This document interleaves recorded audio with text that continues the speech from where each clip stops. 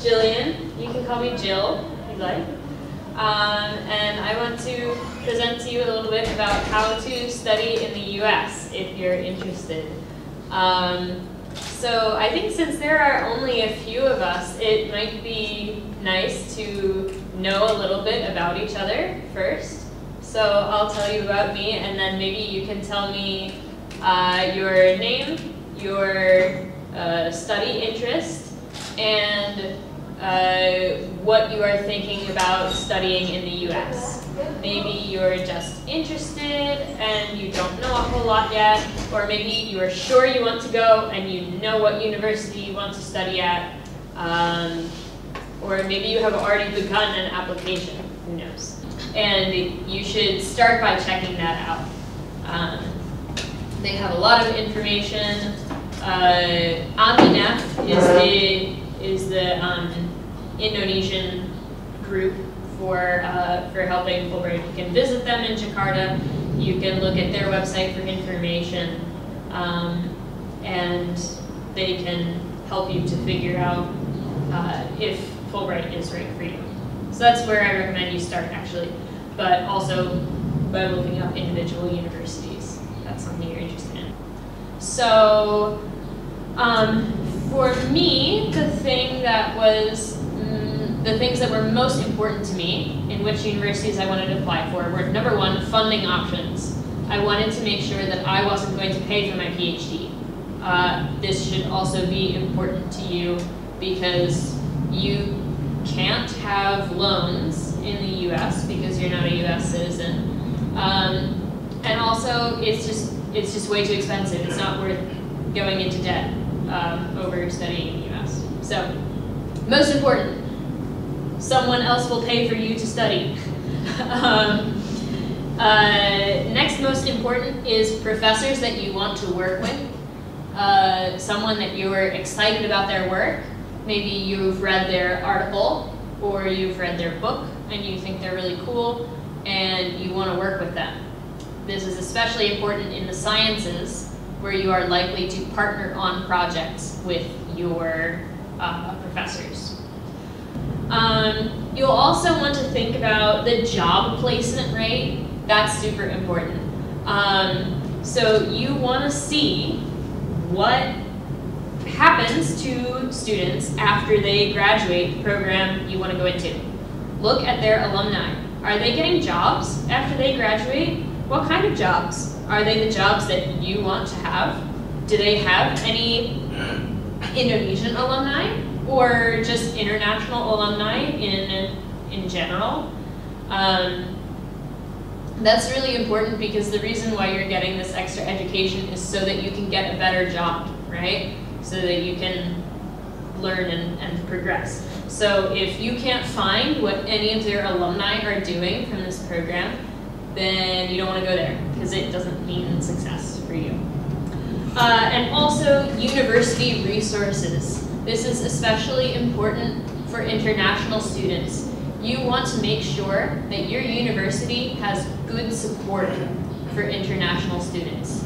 If you can't find a page on the university website that says international graduate students or international student support, international graduate student center, if you can't find that, don't go to that university.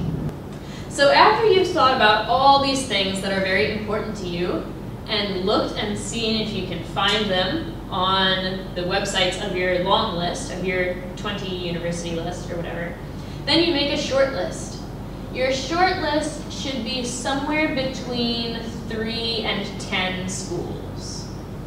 When I applied to graduate school, I applied to 9 universities, which is kind of a lot for PhD programs. But programs in my field don't accept a lot of students.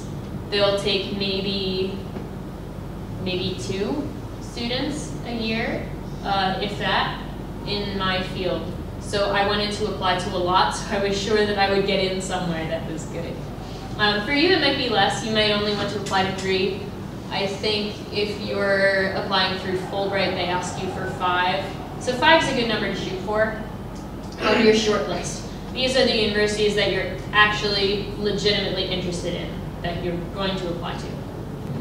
So, the next thing you want to do after you have your short list, maybe 5 schools that you're interested in, is you want to make contacts.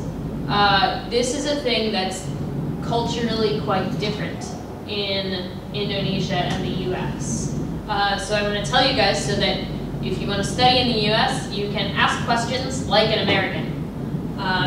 Americans value independence, confidence, and initiative.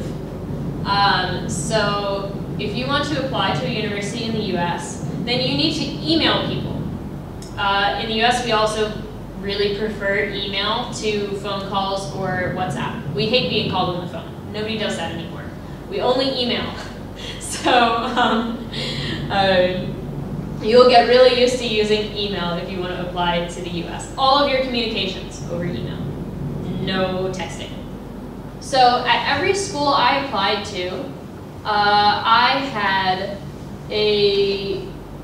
one professor that I was really interested in working with because I liked their work, because they also researched about Indonesia, because they had similar research interests to me.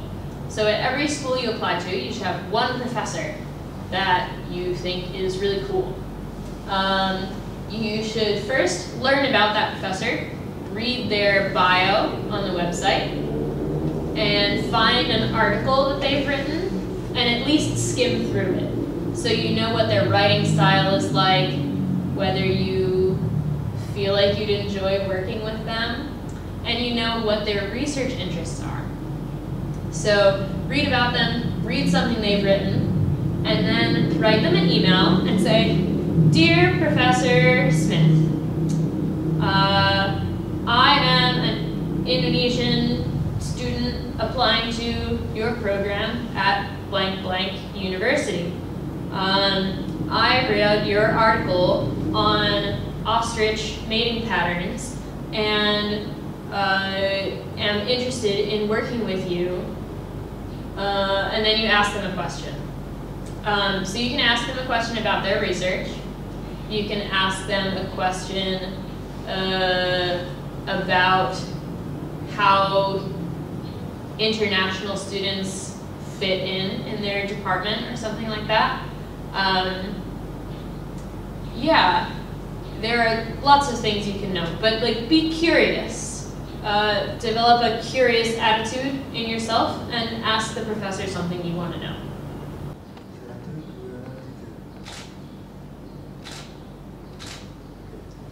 Okay.